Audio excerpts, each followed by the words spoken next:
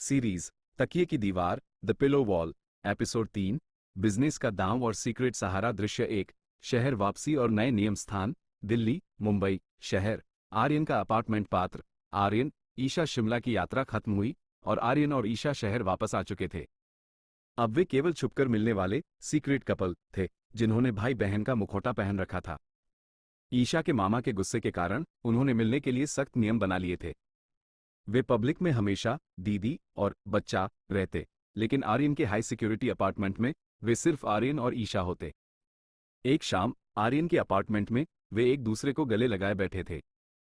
ईशा गहरी सांस लेकर, मुझे अभी भी यकीन नहीं होता आर्यन कि हम सच में साथ हैं। हर बार जब मैं तुम्हें बच्चा कहती हूं तो अंदर से अजीब लगता है। आर्यन उसे कसकर पकड़कर, पर यह रोमांचक है ईशा। दुनिया के लिए तुम मेरी डीएसपी दीदी हो और मेरे लिए तुम वो शक्ति हो जिसने मेरी जिंदगी बदल दी। आर्यन अपने बिजनेस को संभालने की तैयारी में जुट गया था, पर उसका मन कहीं और था। दृश्य 2 बिजनेस का झटका स्थान आर्यन के पिता का ऑफिस पात्र आर्यन पिता आर्यन के 25वें जन्मदिन में बस कुछ ही हफ्ते बचे थे जब उसे बिजनेस हैंडओवर होने वाला था। उसके पिता ने उसे एक बड़ा ऑटोमोबाइल कॉन्ट्रैक्ट सौंपा जिसे उसे फाइनल करना था। पिता गंभीर स्वर में, आर्यन ये कॉन्ट्रैक्ट हमारी कंपनी के भविष्य के लिए बहुत जरूरी है। अगर तुम इसे फाइनल करते हो तो मैं मानूंगा कि तुम बिजनेस संभालने लायक हो।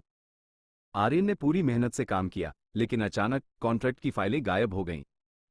आर्यन पिता से, पापा मेरी पूरी मेहनत, सारे गोपनीय दस्तावेज कॉन्फिडेंशियल डॉक्यूमेंट्स गायब हैं। किसी ने जानबूझकर ऐसा किया है। पिता गुस्से और निराशा में, क्या कह रहे हो आर्यन? ये तुम्हारी लापरवाही है। अगर यह कॉन्ट्रैक्ट हाथ से निकल गया तो यह बिजनेस हैंडओवर का तुम्हारा आखिरी मौका होगा। आर्यन जानता था कि यह कोई लापरवाही नहीं बल्कि साजिश थी। उसे लगा कि उसके कुछ रिश्तेदार जो उसे नाकाम होते देखना चाहते थे, उन्होंने ही ऐसा किया है। उसके पास कोई सबूत नहीं था और उसका बिजनेस का भविष्य दांव पर लग गया था। दृश्य 3 डीएसपी का इस्तेमाल स्थान आर्यन का अपार्टमेंट रात पात्र आर्यन ईशा आर्यन निराश होकर रात को ईशा के पास आया। उसने उसे पूरी बात बताई। आर्यन ईशा मेरा करियर, मेरा सपना सब खत्म हो जाएगा। मुझे पता है यह मेरे ही किसी रिश्तेदार का काम है, पर मेरे पास कोई सबूत नहीं है। ईशा शांत पर दृढ़, सबूत मेरे पास होगा आर्यन। आर्यन चौंक कर, तुम क्या कह रही हो? ईशा उसकी ओर झुककर, मैंने तुमसे वादा किया था कि तुम्हारा करियर मेरी पहली प्राथमिकता है। मैं केवल तुम्हारी प्रेमिका नहीं हूं, मैं डीएसपी ईशा भी हूं। अब ये सिर्फ बिजनेस का मामला नहीं है, यह अपराध है। ईशा ने अपने सरकारी पावर और जांच के तरीकों का इस्तेमाल करने का फैसला किया।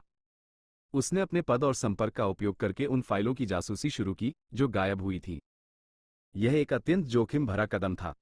अगर किसी को पता चलता कि एक डीएसपी अपने प्रेमी के बिजनेस कॉन्ट्रैक्ट को बचाने के लिए सरकारी संसाधनों का इस्तेमाल कर रही है, तो ईशा का करियर पल भर में तबाह हो सकता था।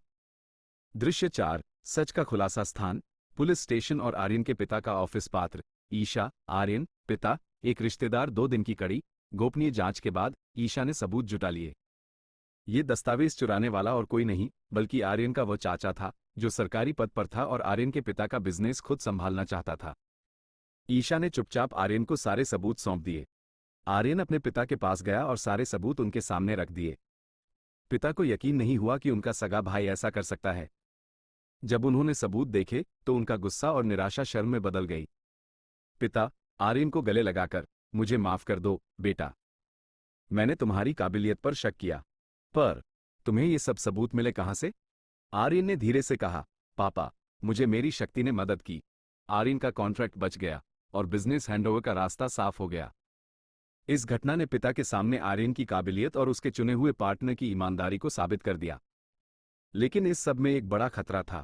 ईशा ने अपने करियर को दांव पर लगाया था और अगर यह बात बाहर आती तो उनके रिश्ते के साथ साथ ईशा का करियर भी खतरे में पड़ जाता। जारी रहेगा।